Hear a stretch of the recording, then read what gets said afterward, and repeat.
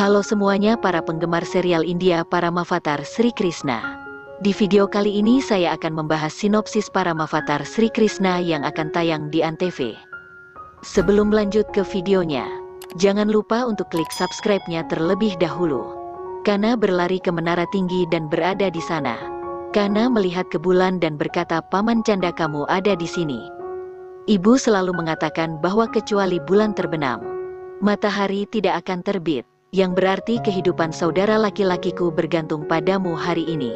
Aku akan mengawasi kamu agar kamu tidak mengatur hari ini dan tolong dengarkan aku.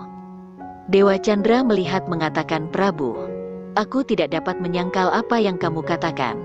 Dunia akan tidak seimbang jika aku tetap terjaga, tetapi aku harus mendengarkanmu." Kana kemudian membuka lebar matanya untuk melihat bulan. Rada bersandar pada batu untuk beristirahat, tapi ada ular di sana. Dia pergi dengan cepat dan berkata, "Sepertinya aku hanya punya beberapa jam lagi. Aku harus pergi ke tempat di mana Paman Akrur menyuruhku tepat waktu." Seorang prajurit datang dengan Jevak bersamanya dan melempar ke bawah.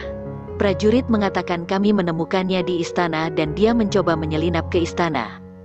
Nanda dan Frisban berkata, "Jevak, apa yang kamu lakukan di dalam Mathura?" Jevak mengatakan, "Paman Frisban, bahwa Rada benar-benar menghilang dan dia telah pergi ke suatu tempat." Mereka pun kaget. Rada jatuh tersandung pada sebuah batu. Dia kemudian pingsan. Saat dia membuka matanya, tiba-tiba beberapa tanaman merambat mulai keluar dari bebatuan. Tanaman merambat mengikat kaki Rada dengan erat. Rada mengatakan, "Apa ini?" Rada berjuang untuk bebas dan mengatakan, "Kana, selamatkan aku." Dewa Chandra mengatakan bahwa aku tidak takut pada siapapun. Prabuku telah menyuruhku melakukan apa yang dia katakan dan aku akan mendengarkannya. Rada mencoba untuk memindahkan tanaman merambat, tapi tanaman itu mulai menariknya. Dan dia berkata, "Seseorang bantu aku." Tiba-tiba beberapa burung hantu terbang masuk. Dan mereka dengan paruhnya memotong tanaman merambat sehingga tanaman merambat jatuh. Rada dibebaskan dan kemudian melanjutkan perjalanannya. Kana melihat bulan dengan mata terbuka lebar. Dewa Surya dan Narada Muni mendatangi Tuan Wisnu dan melakukan pranam. Dewa Indra mengatakan, "Prabu, jika sekarang bulan tidak terbenam dan matahari tidak muncul, maka semuanya akan hancur." Dewa Wisnu mengatakan bulan tidak akan terbenam karena Dharma dan Dewa Chandra sekarang harus tetap terjaga untuk menyelamatkan Balram. Badraks berkata pada Kansa, "Mengapa kita tidak membawa Balram dan membunuhnya?" Kansa mengatakan, "Tidak, aku ingin membunuh Balram dalam terang dan ingin semua orang melihat kematiannya dan akhir Wisnu di bumi." Tiba-tiba matahari terbit, perlahan hari mulai terang dan semua orang bingung. Kansa tertawa dan berkata, "Surya telah datang dan sekarang saatnya." Kana melihat matahari terbit dan dia sedih. Kana melihat ke bawah. Kansa siap untuk pergi, tetapi Dewa Wisnu mengirimkan cahaya terang ke dalam tubuh Kana. Cahaya ini masuk ke tubuhnya dan sebuah karakter lain keluar dari Kana. Karakter ini mulai menjadi besar dan mengambil bentuk Vaman Dewa Wisnu. Semua dewa di alam semesta melakukan pranam termasuk Laksmi. Kana menjadi sangat besar sehingga dia menghalangi sinar matahari di bumi. Tiba-tiba malam terjadi dan Kansa sangat marah. Semua orang pun bingung. Devaki dan Basudewa mengatakan ini pasti perbuatan Tuan Wisnu dan dia menyelamatkan Balram. Di Gokul teman Yasoda bilang, "Apakah ini pertanda buruk?" Yasoda pun khawatir. Kana senang dan dia melihat ke bulan lagi. Kansa dengan kekuatannya menciptakan busur dan membidik Chandra.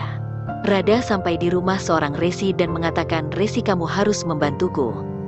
Bentuk Vaman Kana sekarang kembali ke dalam Kana. Dewa Chandra mengerti dan mengatakan, "Prabu, aku telah memahami tandamu." Chandra Dev sekarang terbenam dan matahari kembali. Kansa tertawa dan berkata, "Sekarang tidak ada yang bisa menghentikanku untuk membunuh Balram." Badraks pergi ke penjara dan berkata kepada Frisban dan Nanda, "Ikut denganku." Lalu Kansa pergi ke Devaki dan Basudewa dan berkata, "Aku akan membunuh putra kedelapanmu di depanmu hari ini." Dia pun membawa mereka. Di pengadilan Balram dirantai dan dia sangat marah. Nanda dan yang lainnya diikat dengan rantai juga. Basudewa berkata dengan marah, "Kamu Kansa jahat. Kamu membunuh anak-anakku dan memanggilku seorang ayah." Kansa mulai menuju Balram dengan Mudgal yang dia bawa. Balram marah dan berkata, Maharaj Kansa, bebaskan aku sekali dan lawan aku, maka kita akan melihat siapa yang mampu membunuh siapa. Kansa mengatakan, keponakan, apakah menurutmu aku bodoh? Aku tidak akan membebaskanmu. Kansa akan memakai mudgel dan mengayunkannya. Semua orang mengatakan tidak dan Devaki menangis. Rishi Gargacarya datang dan berkata, hentikan Kansa. Kamsa berhenti dan melihat Rishi Gargacarya. Dia berkata, resi kamu di negeri Kansa dan selamat datang. Rada pergi ke Frisban dan Frisban bilang, kamu baik-baik saja? Rada bilang, ya ayah, aku baik-baik saja.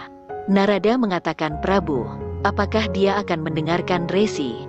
Dewa Wisnu mengatakan bahwa Resi Gargacarya adalah guru Kansa sebelumnya dan hanya takdir yang tahu apa yang akan dilakukan Kansa. Resi bilang, Kansa anak ini bukan anak yang kamu pikirkan dan dia bukan anak ke-8 dari Devaki. Kansa berkata, Resi telah melihat kekuatannya dan aku tahu dia adalah anak itu. Resi berkata, Kansa itu adalah tugas seorang guru untuk menunjukkan siswanya jalan yang benar. Kansa mengatakan, kemudian tunjukkan Gurudev. Resi dengan kekuatan menunjukkan 2 kunli dengan berbagai planet bergerak mengelilinginya. Resi menunjukkan kunli Balram dan Tuan Wisnu dan kemudian mengatakan ini adalah kunli Balram yang tidak mirip dengan kunli Prabu Wisnu. Kansa melihat kunli dan kemudian mengatakan, Resi Gargacarya, kau telah membimbingku dan aku percaya kamu. Tetapi bahkan jika dia bukan Autara Wisnu, aku masih bisa membunuhnya. Mengapa aku harus mendengarkan seseorang? Balram marah pada Kansa. Kansa mengatakan, lepaskan rantainya. Rantai Balram dilepas dan dia berteriak dengan marah dan berlari menuju Kansa. Kansa menghilangkan senjata Amok Sakti untuk melawan Balram dan berlari ke arahnya. Saat mata Kana tertutup, wujud Tuan Wisnu keluar dari Kana dan sebuah suara berkata, berhenti. Seluruh dunia berhenti dan semua orang berhenti di tempat mereka sekarang. Saat Kansa berhenti, jiwanya keluar dari tubuhnya yang terhenti dan berkata, siapa yang berani menghentikan Dewa Kansa? Dewa Wisnu datang dan berkata, ini aku. Aku adalah penguasa tertinggi. Tiba-tiba lingkungan istana memudar dan Kansa serta Wisnu muncul di awan. Kansa kaget dan dia bilang, siapa kamu? Dewa Wisnu berkata, aku adalah segalanya. Dan aku juga di dalam dirimu. Kansa bilang, aku dewa dan bukan kamu. Dewa Wisnu berkata bahwa aku telah memutuskan apa yang akan kau lakukan dan hanya aku yang akan menghentikanmu. Jadi berikan ego ini. Kamsa mengatakan, mengapa kamu tidak menghancurkanku saja? Dewa Wisnu berkata, kamu masih harus menerimaku dan kemudian kau dapat menghapus saya. Kansa dikirim kembali ke tubuhnya dan semuanya sama seperti sebelumnya. Kansa mengembalikan senjatanya. Narad Muni mengatakan, tidak semua orang bisa bertemu denganmu Prabu dalam wujudmu. Kamu membuat Kansa mengerti tapi dia tidak mau.